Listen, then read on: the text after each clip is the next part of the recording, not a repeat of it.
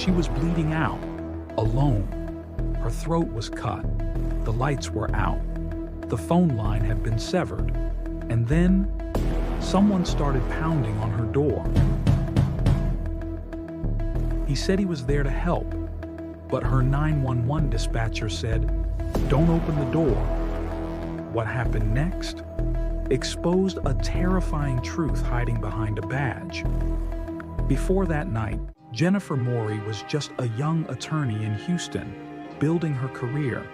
She lived alone in a second-floor apartment she believed was secure, gated, guarded, quiet. She did everything right, but none of it mattered, because sometimes the person you're told to trust is the one you should fear the most. On the night of April 15th, 1995, Jennifer went out to a local bar with some friends. They ran into a few more people while they were there, had a good time, and around 1 a.m., one of her male friends dropped her off back at her apartment. She deadbolted the door, got ready for bed, and not long after, she was out cold. But in the middle of the night, something woke her up. She couldn't breathe, couldn't move. At first, she thought she was dreaming, but the pressure on her chest, the hands yanking at her underwear, and the sound of her own screaming made everything horrifyingly real. A man was on top of her, holding her down, grabbing at her, and then came the blaze. She felt the knife at her throat, and then a hard hit to the side of her face. Blood exploded down her cheek like a hot waterfall. She thought he'd cut her eye out. He hadn't, but he had slashed her face wide open. In the dark, the knife kept flashing. Her screams didn't stop him. Then he said something that chilled her to the core.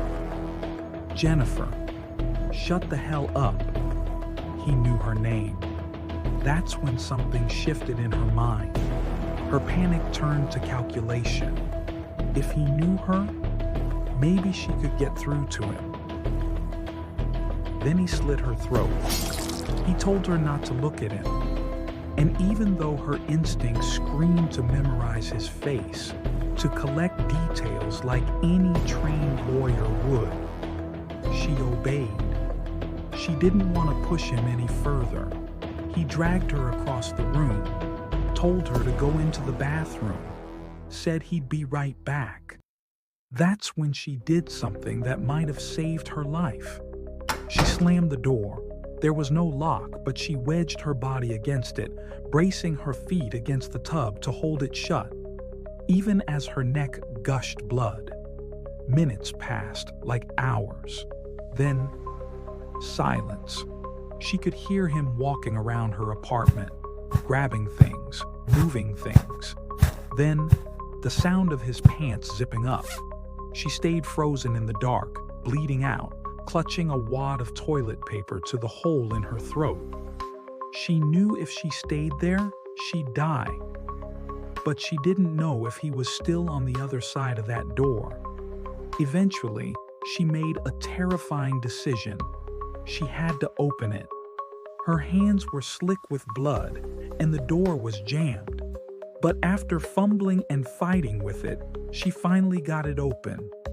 She crept into the dark apartment, unsure if she was alone. The lights wouldn't turn on. The power and the phone line had both been cut. But Jennifer had something most people didn't in 1995, a cell phone issued by her job. She used it to call 911. Her voice was barely audible. "Please, help me." He cut my throat. I'm covered in blood. The dispatcher, a man named Richard Everett, stayed calm, asked questions, gave instructions, told her to stay with him. And when she heard someone banging on the door, she told him.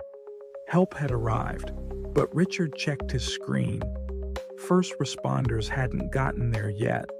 Whoever was on the other side of that door wasn't from the fire department. The man outside kept insisting, said he was with security, said he wanted to help. Jennifer couldn't see clearly. Blood was in her eyes. She didn't recognize the voice. And Richard said something that may have saved her life again. "If you don't know who it is, do not open the door." She waited. And then, finally, she heard multiple voices. Richard confirmed help had truly arrived. She opened the door and collapsed. Medics rushed her to the hospital. Meanwhile, police were inside her apartment, finding what the attacker left behind: a belt, a bloody knife, a glove, and a pair of men's underwear. Then things got stranger. On the way to the hospital, Jennifer overheard something. Another person was being treated. A security guard who said he'd fought with the intruder. She started crying. She felt horrible. Thought someone had gotten hurt trying to save her. That story didn't hold up for long. When officers asked the security guard to remove his uniform, they noticed a few things. His socks were soaked in blood. His belt was missing. His underwear? Gone. And the Pinkerton security hat he was supposed to be wearing, left at the crime scene. Jennifer's attacker was Brian Wayne Gibson, the very man hired to protect her. He'd used his position and his master key to get inside her home, and it wasn't his first red flag. He had multiple complaints from women over the years for harassment, but instead of firing him, the company just kept transferring him around. Eventually, he landed at Jennifer's apartment complex, working the night shift. The security company, Pinkerton, had promised thorough background checks, but Jennifer's case proved otherwise. She survived.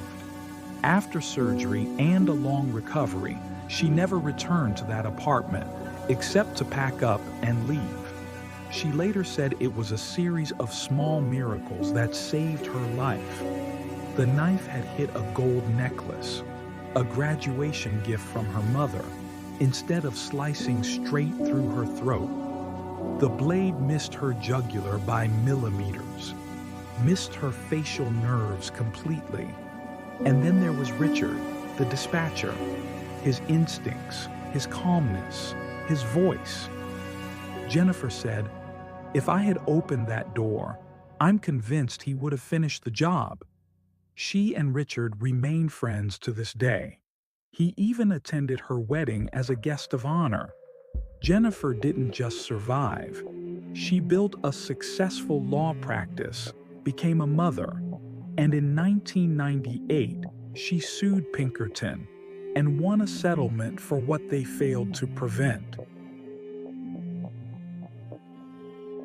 As for Brian Wayne Gibson, he was sentenced to 20 years in prison. And Jennifer, she found strength in survival, and even stronger purpose in what came after. The scars never disappeared, but they stopped defining her. And though that night could have ended everything, it became the beginning of a story no one expected. One of grit, grace, and quiet triumph. Because sometimes the most powerful kind of justice is living well and making sure the world never forgets what really happened.